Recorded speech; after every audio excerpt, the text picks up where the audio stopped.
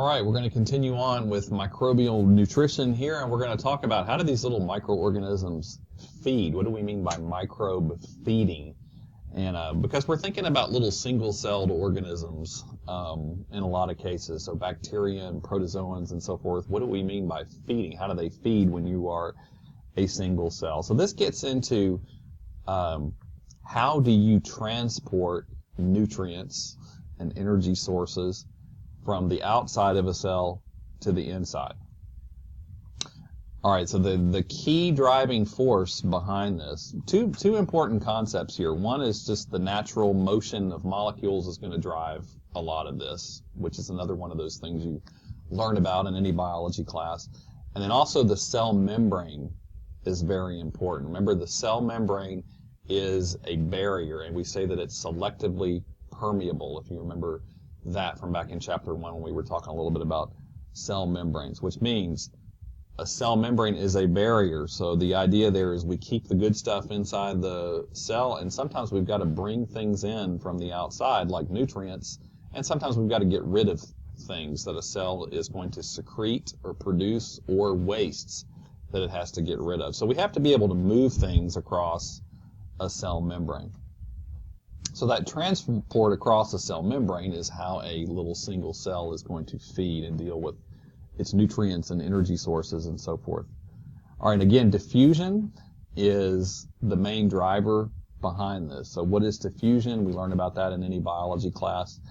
That is the movement of atoms, molecules, ions, things like that, from areas where they're more concentrated to less. And that is based on the natural motion of atoms and molecules. So atoms and molecules are not little stationary, rigid objects. They're actually moving around and wiggling around all the time.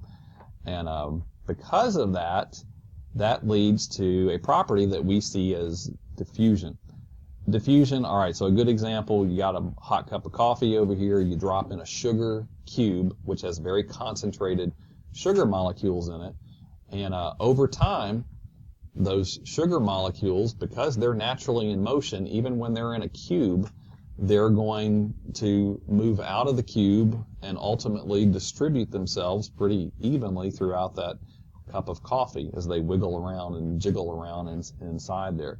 And also heat, the higher the temperature, the more motion that atoms and molecules have. So a higher temperature is going to cause this diffusion to occur more rapidly. So think about it. If you put, like, let's say you had a box and you put a bunch of rocks in one corner of that box, and then you start shaking the box.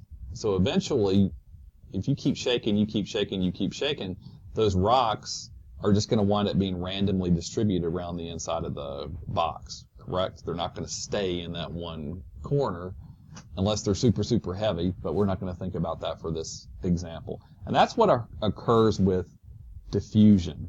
Because atoms and molecules are randomly in motion, they're going to kind of tend to even out, just like those rocks in a box. Now what we see, to us, it looks like those atoms and molecules are deliberately moving from an area of higher concentration toward where they're less concentrated. And that's just the easiest way to think about diffusion. Gases, nutrients move from areas of higher concentration to less. And we have another term, osmosis, which is a very critical concept in biology, very critical for your A&P classes if you're not finished with those. And it will be very critical for your health science courses as well. And that refers to the diffusion of a substance across a selectively permeable membrane.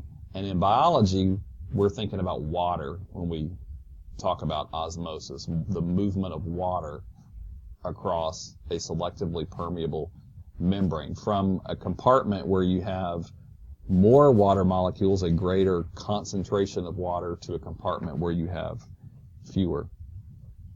All right, so again, osmosis is a really, really important concept, and so we want to be sure that we review that concept.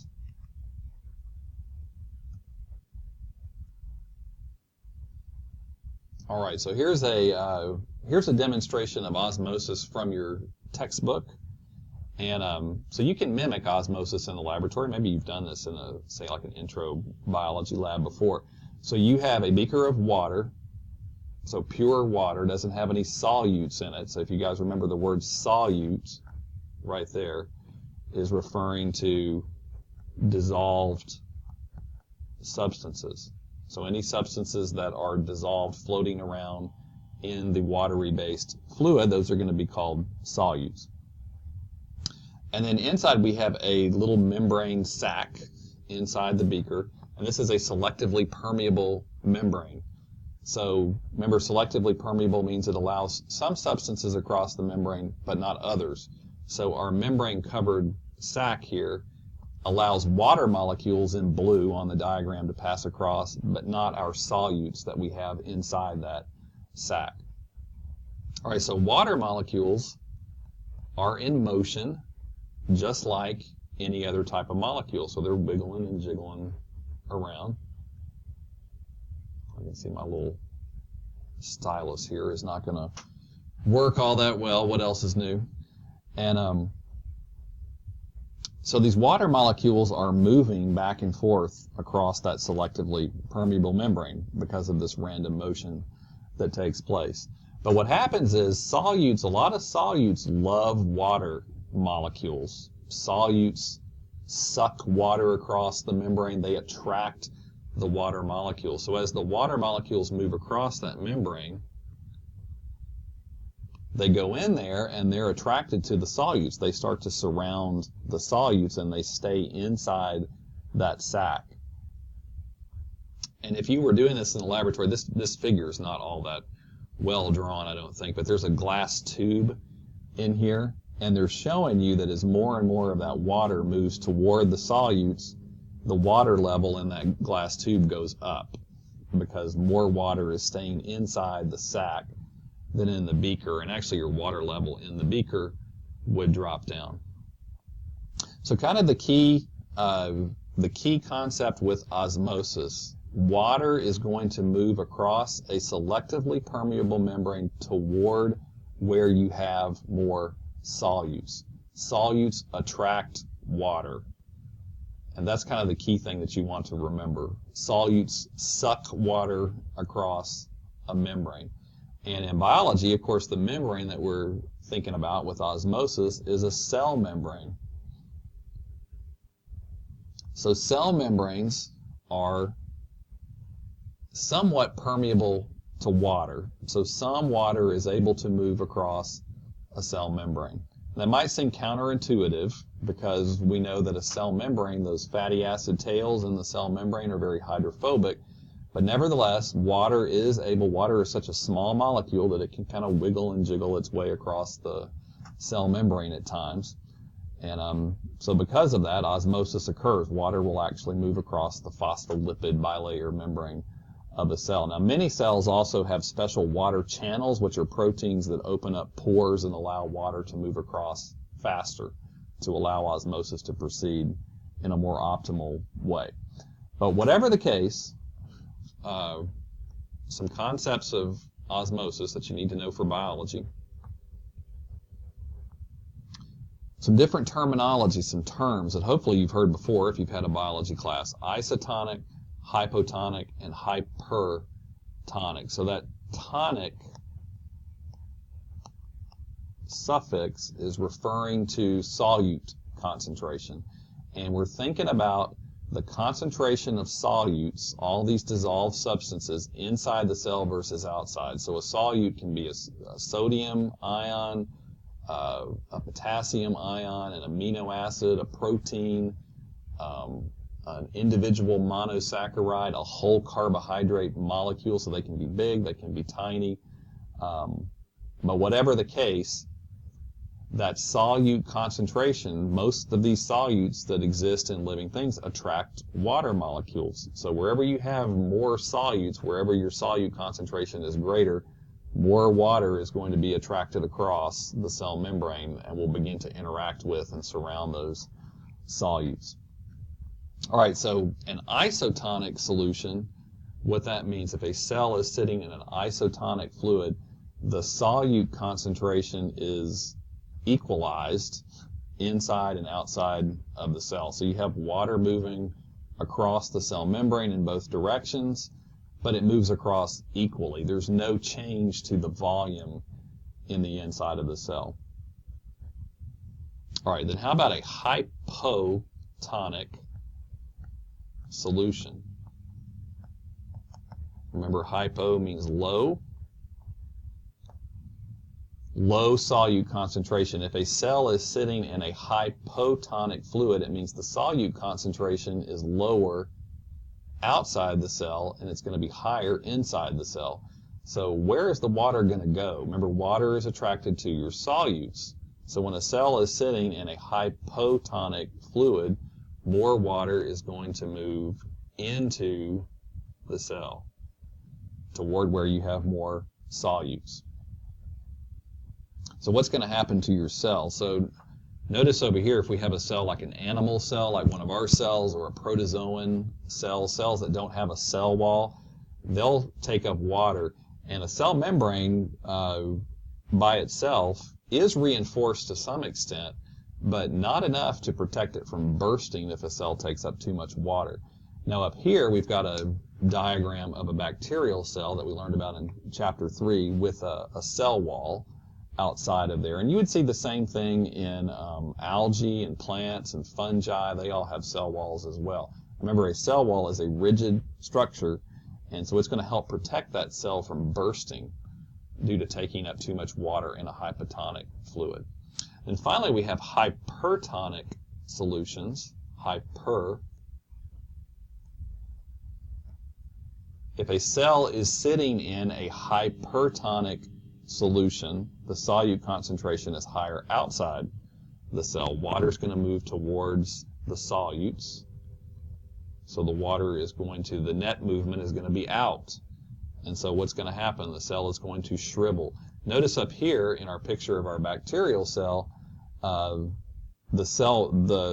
cytoplasm inside the cell membrane has shriveled because it's lost water. But the cell wall there in pink is a rigid structure. So it's not changing in shape. It's not shriveling because it's kind of like a fence around the cell. So cells that have cell walls would look different than one of our cells or a protozoan cell that lacks a cell wall. All right, so with osmosis, I can't emphasize enough how much you guys want to learn osmosis, because you're going to need to carry that information forward as you move into your future health science classes. Isotonic, hypotonic, and hypertonic. Those are very important concepts to know, and which way water is going to move across the cell membrane in each of those situations. So for example, you give a patient fluids, intravenous fluids. Generally you give them isotonic fluids, so you're not putting pure water into their bloodstream. You've got to put fluids that are isotonic to their intracellular fluids. You want to make sure the solute concentration in that fluid you're putting into the bloodstream is balanced with the solute concentration inside their cells. That way you don't cause their cells to take up too much water or lose too much water.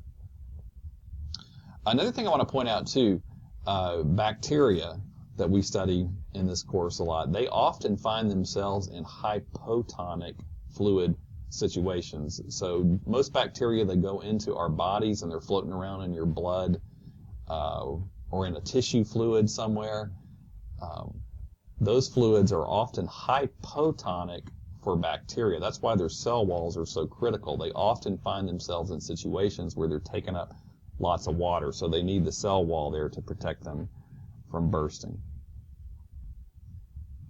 Okay, now how about these microbes they need to eat? So we've said that the microbes that we're studying in this class are primarily in that chemoheterotroph category, so they need to take in these chemical molecules for energy and also as their carbon-based nutrients.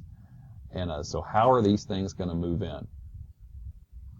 How do they get across the cell membrane? Well, some things can just diffuse, simple diffusion. Some things can just move across the cell membrane to some degree. Those are generally going to be little small inorganic molecules like carbon dioxide gases, things like that. Like carbon dioxide is small. It can just do simple diffusion across the cell membrane.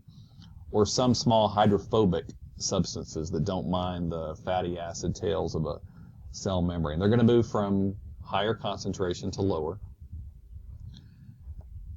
Now, some things are not able to move through. Here's our cell membrane over here. Some things can't just freely move across a cell membrane. They're hydrophilic. They're water-loving, so they love the extracellular fluids. They love to be in the intracellular fluids that are water-based, but they can't worm their way freely through those hydrophobic fatty acid tails that you have in the cell membrane. So how do we get things like that across the cell membrane? A lot of times they do what's called facilitated diffusion. So they still diffuse, but the diffusion is facilitated. It's helped generally by a protein in the cell membrane.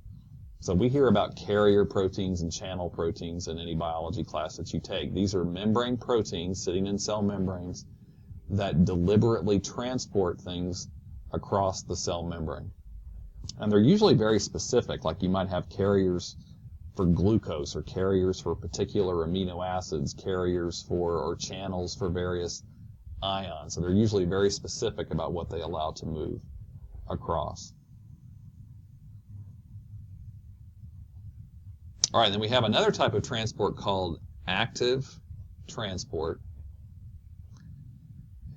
And so what's different about that versus facilitated diffusion? So facilitated diffusion, we said the molecules, whatever they are, glucose, amino acids, whatever, are moving the way they would naturally move according to diffusion. So if there's more of them outside the cell than inside, they naturally want to flow from outside to inside, but they need that carrier or channel protein to help them do that. With active transport, it's the opposite. Sometimes a cell needs to move some sort of chemical nutrient or other type of substance, like you see there, from outside where it's less concentrated to the inside where it's more.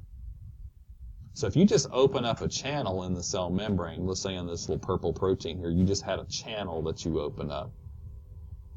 Those molecules, whatever they may be, they're not going to naturally go inside the cell. Diffusion is going to cause them to naturally want to flow out. So, but let's say that cell needs more of them anyway, so it's an important nutrient that it needs to store, like glucose.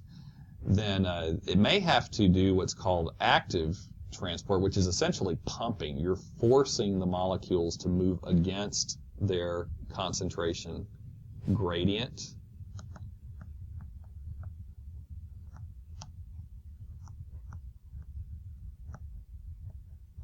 So a concentration gradient is another concept with diffusion, where you have a substance and it's more concentrated here, less concentrated over here, and diffusion dictates that those molecules are going to move from where they're more concentrated to less. They're going to move down their concentration gradient. With active transport, you are pumping, a cell is pumping something against the concentration gradient. So it's going from where it's less concentrated toward where it's more concentrated. And you have to force that to happen, which means it has an energy requirement. And generally the source of that energy, what's our fuel molecule for cells? Generally it's going to be ATP that's used as the source of energy to make that happen. So you're pumping something against the way it naturally wants to go. That's active transport.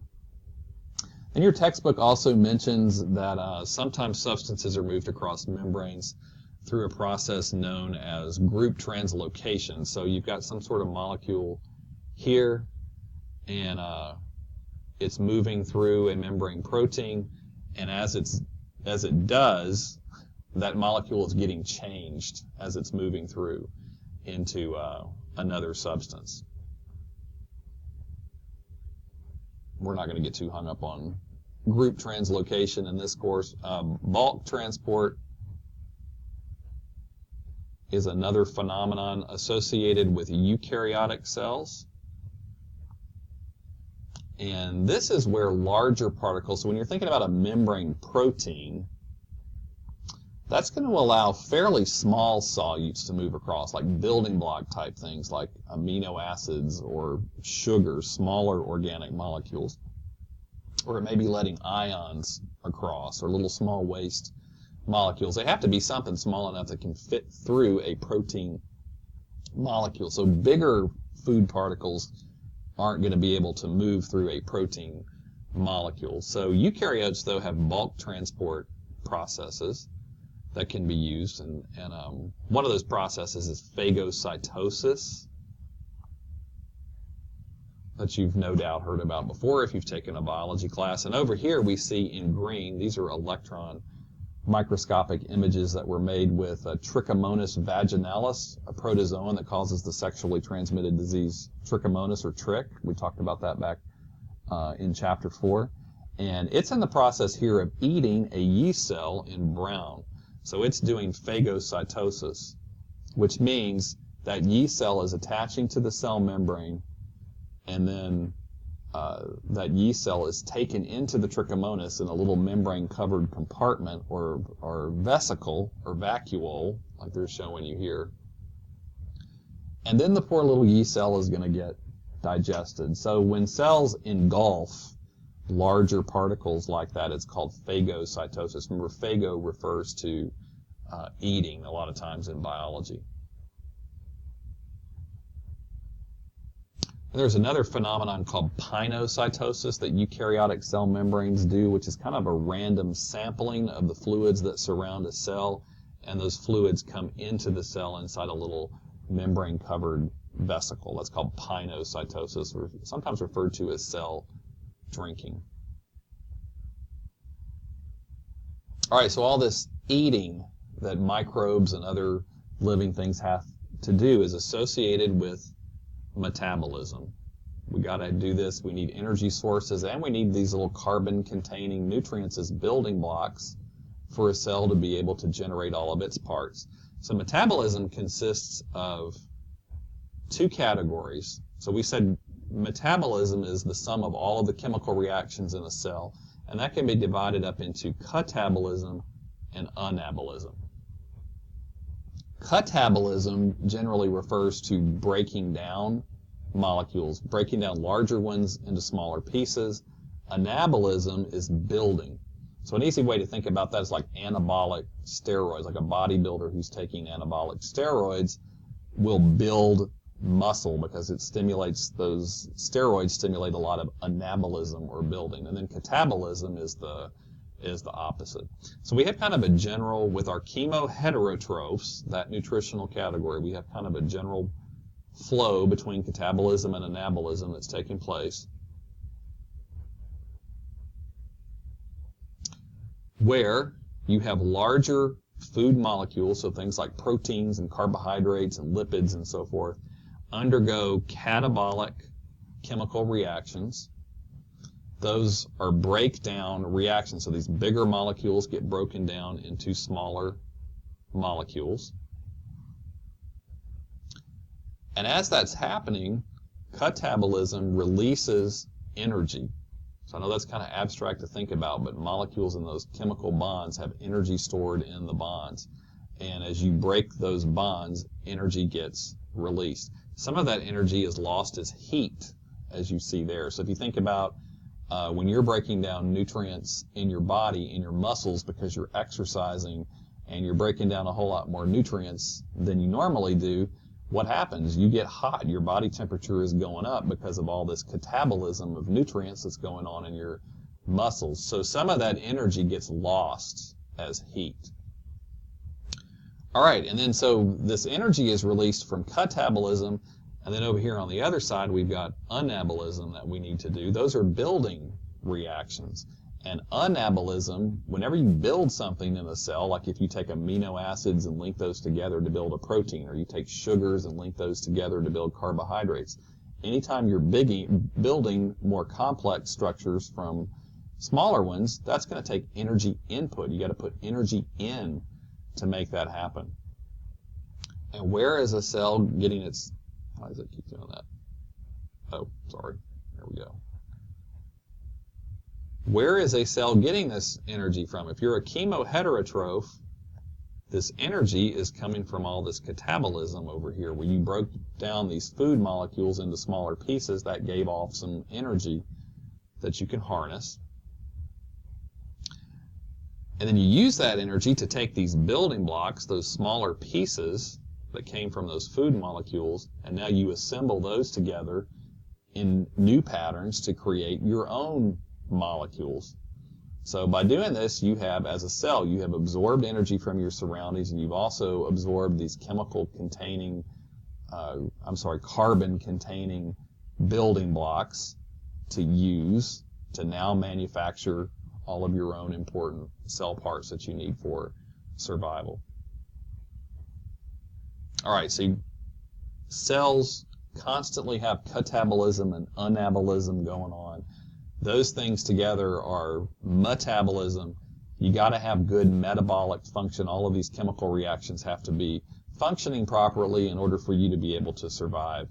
And if you're a pathogen, that's going to allow you to be more good metabolism means you're going to be more capable of growing, increasing your numbers, and harming your host.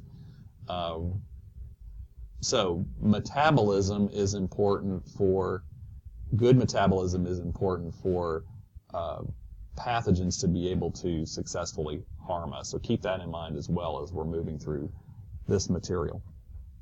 All right, so now when we get into Chapter 7, we're going to get into a little bit more detail in terms of especially catabolism. How do cells harness energy from these nutrients that they take in? But for now, we're going to continue with Chapter 6, and we're really going to start looking at the environmental factors that influence the growth of microbes. Different microbes are adapted to different environments, and how do these different environmental factors like this impact their growth, and why, and how can we categorize them, and from a human standpoint, how does that dictate where they go in our bodies, where they might cause infection or disease? So that's what we'll start moving on to next as we continue here in Chapter 6.